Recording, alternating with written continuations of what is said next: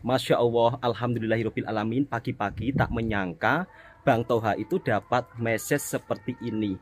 Dan ternyata titip rezeki untuk dibagikan kepada Mbak Feni. Masya Allah, alhamdulillah. Untuk saudaraku daripada Malaysia, Pak Cik, terima kasih atas rezekinya. Dan mudah-mudahan ini juga bermanfaat untuk Mbak Feni. Saya sebagai pamannya atau sebagai saudaranya Mbak Feni cuma bisa membalas doa-doa yang terbaik.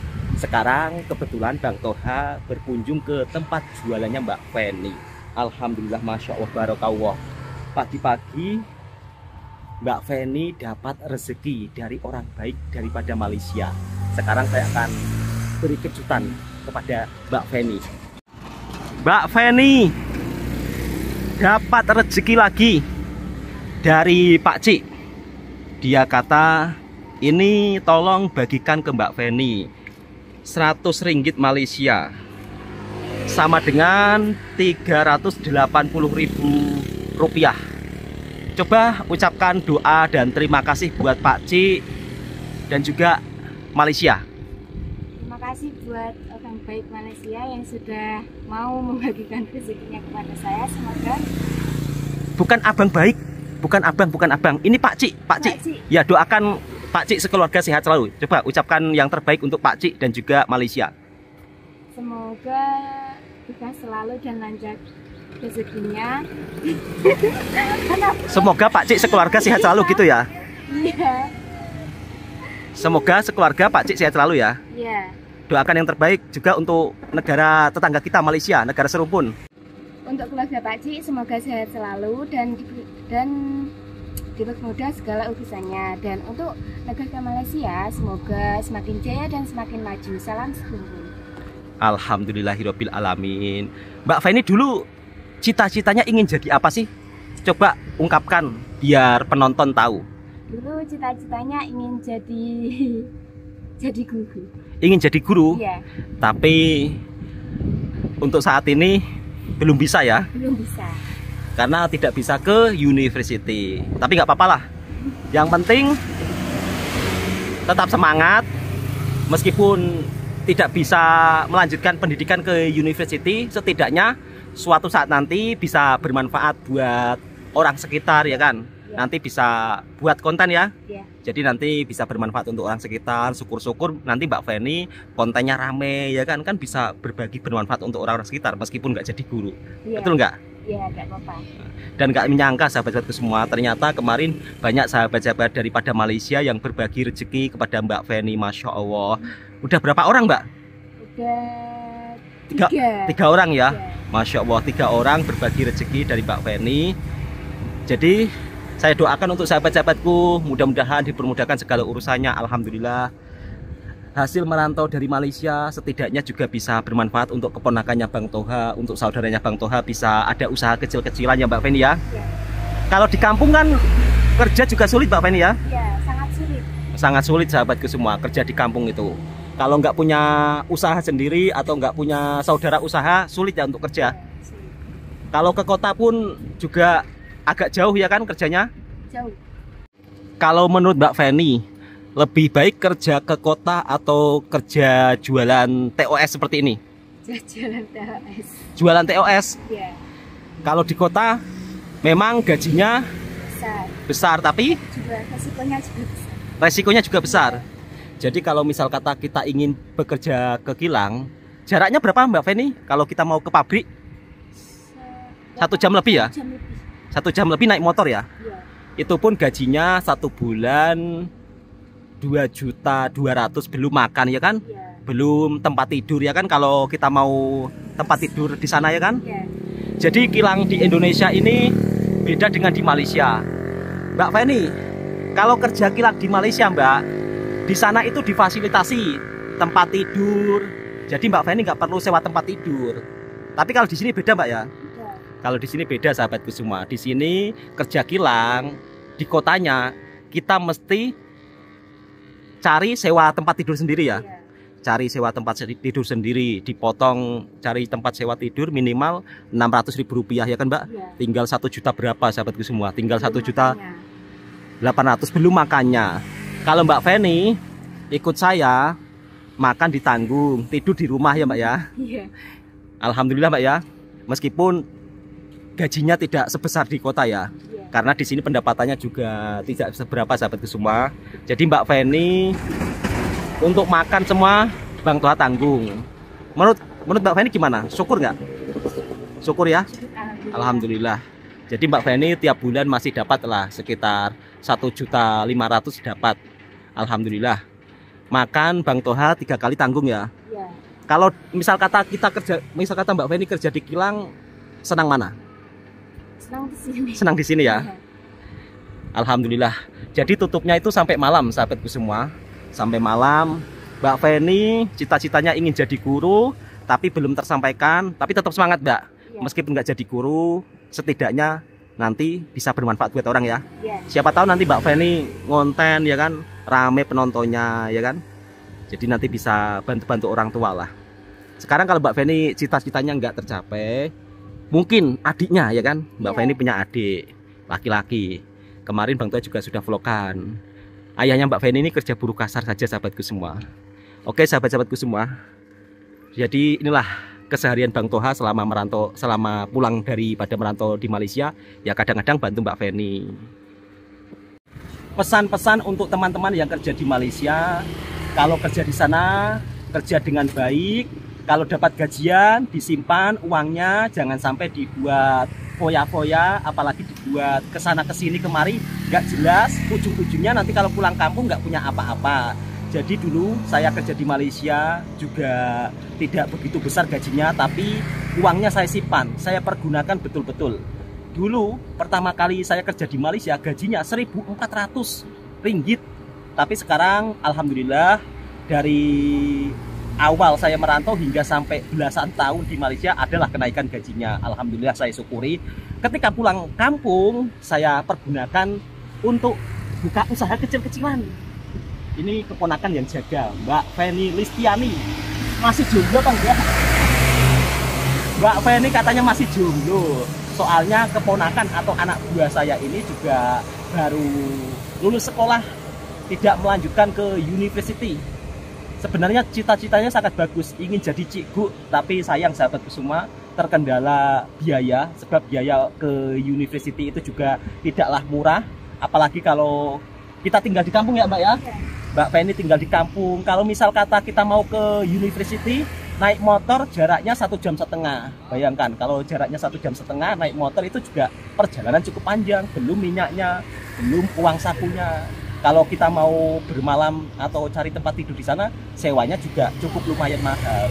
Oke sahabat-sahabatku semua, ini hanya kisah cerita perjalanan saya selama merantau di Malaysia. Mbak Feni, saya tinggal dulu ya. Iya. Saya mau ke rumah dulu ya. Dan inilah hasil merantau dari Malaysia. Sekarang istri bisa jualan TOS.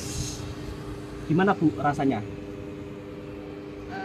Seneng. Seneng. Ya. Sekarang saya mau bertanya Bu, suka duka suami kerja di Malaysia, sukanya itu apa? Sukanya untuk masa depan anak dan istri dan keluarga. Tiap Kalau bulan dukanya, tiap bulan bisa kirim uang. ya, Ada pekerjaan tetap. ya bisa menabung sedikit-sedikit untuk hari tua. Kalau kerja di kampung Kalau kerja di kampung ya bisa lah nabung, tapi ya habis untuk makan. habis untuk makan. Jadi kalau kerja di kampung, sahabat-sahabatku semua, kadang-kadang menabung itu diambil untuk kebutuhan lain. Jadi nggak seperti di Malaysia Bu ya. Kalau kita kerja di Malaysia, setiap bulannya bisa adalah simpan uang sedikit-sedikit sampai bisa seperti ini. Dan Mbak Feni ini kerjanya sama istri saya, jadi selalu bergantian. Kalau Mbak Feni rehat, istri saya yang jaga. Kalau Mbak Feni jaga, istri saya yang rehat. Alhamdulillah, kalau petang-petang seperti ini pun juga selalu ramai sahabat-sahabatku semua. Jadi bersyukur sangat, setidaknya ketika saya merantau di Malaysia tidak sia-sia, kumpul uang sedikit demi sedikit, akhirnya ada usaha kecil-kecilan. Dan sekarang Bang Toha mau jajan di kampung ya. Jadi simak biar sahabat.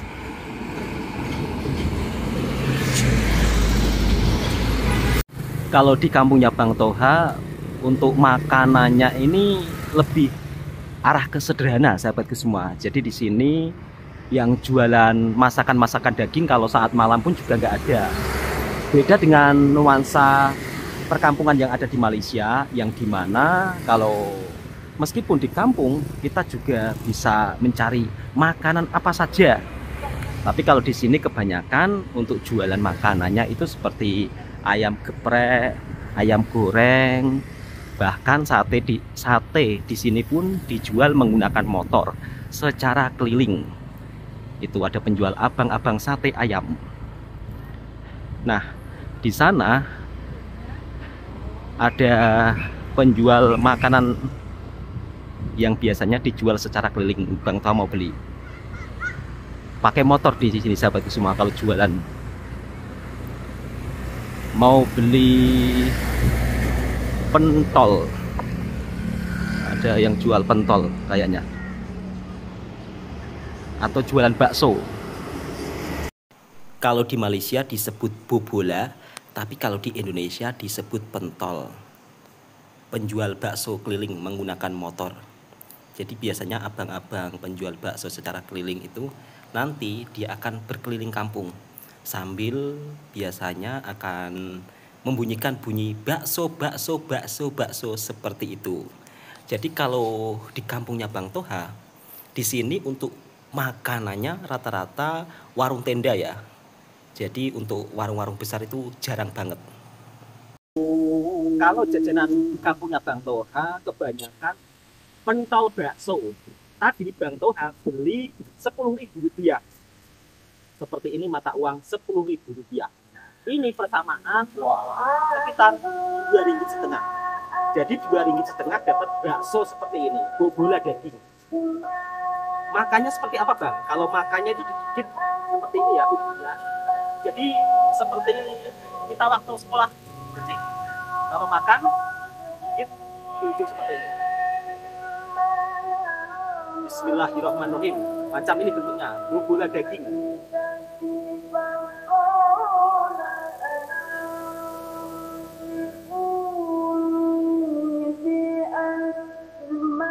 Jadi dia lebih banyak ke daging ayam.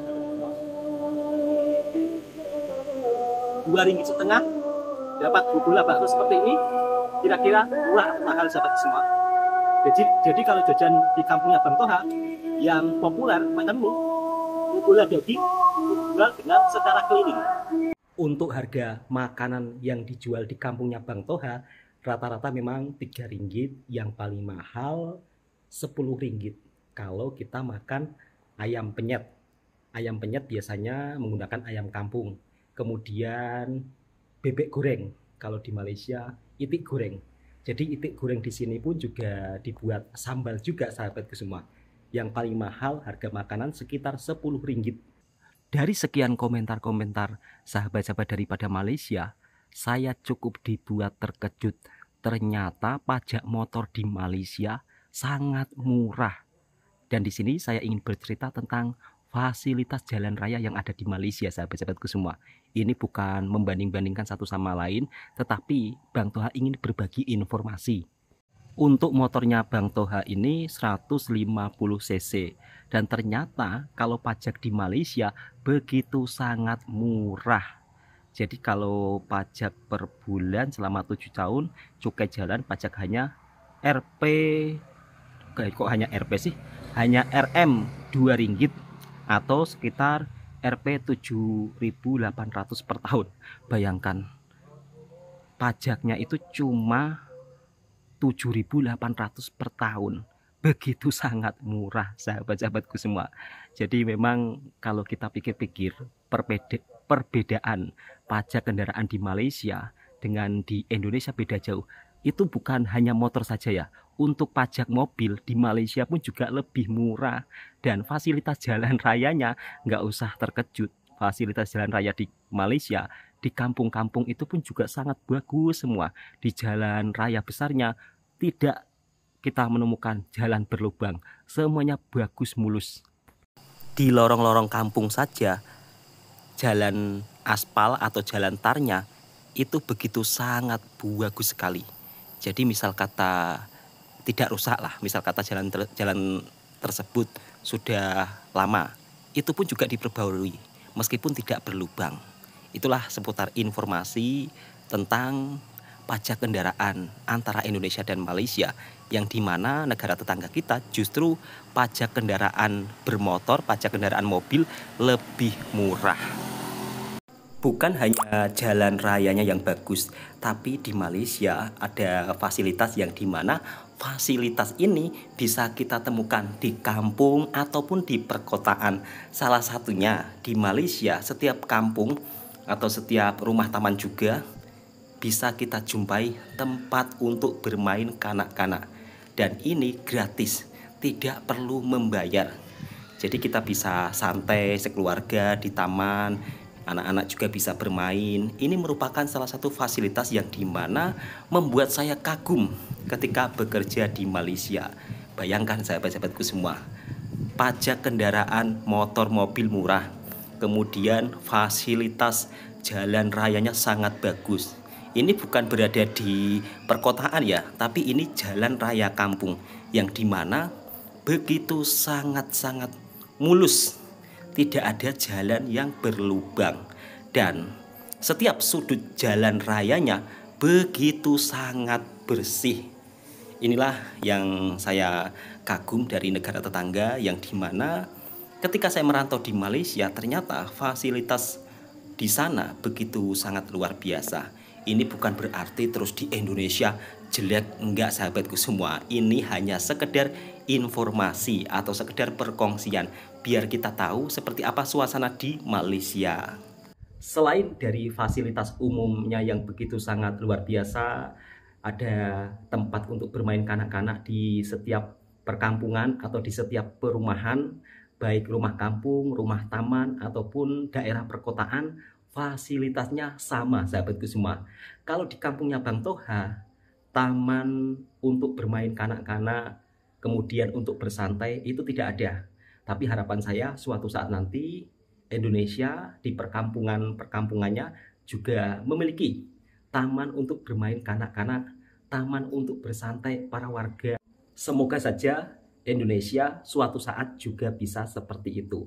Sekali lagi, ini bukan tentang membanding-bandingkan satu sama lain, tapi berbagi informasi. Saya sendiri seorang tenaga kerja Indonesia yang bekerja di Malaysia, yang dimana saya melihat secara langsung fasilitas untuk umum, untuk para warga di sana, itu bukan hanya di perkotaan saja, tapi di desa-desa, di kampung-kampung, semuanya sama rata. Mungkin kalau di kota di Indonesia tempat untuk bermain kanak-kanak itu ada, tapi kalau di daerah perkampungan, di pedalaman seperti kampungnya Bang Toha, tidak ada sahabat-sahabatku semua. Jadi yang buat saya kagum tentang Malaysia adalah salah satu pajaknya kendaraan murah, kemudian fasilitas jalan rayanya juga begitu sangat bagus. Bahkan sempat dibuat terkejut saat itu saya tengah jalan di kampung ya, ada jalan yang sangat bagus, Bang Toha lalui terus, tiba-tibanya tahu nggak, jalan aspal atau jalan tar tersebut sampai depan rumah. Padahal di situ cuma ada rumah satu ya. Tapi kerennya negara tetangga kita, mereka begitu sangat memperhatikan warganya. Walaupun rumahnya di ujung satu rumah saja, tetap di aspal atau di tar jalannya. Ini keren. Saya cukup shock ya atau kaget. Karena sebagai orang Indonesia, kalau di mana di kampung saya misal kata rumahnya di ujung sana cuma satu rumah, itu nggak akan diaspal. Tapi kalau di Malaysia, meskipun rumahnya di ujung sana, tetap diaspal walaupun satu rumah. Keren.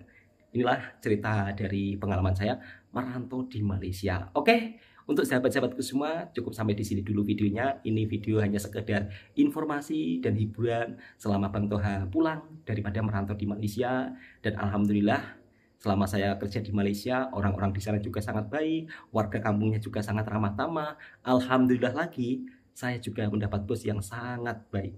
Assalamualaikum warahmatullahi wabarakatuh.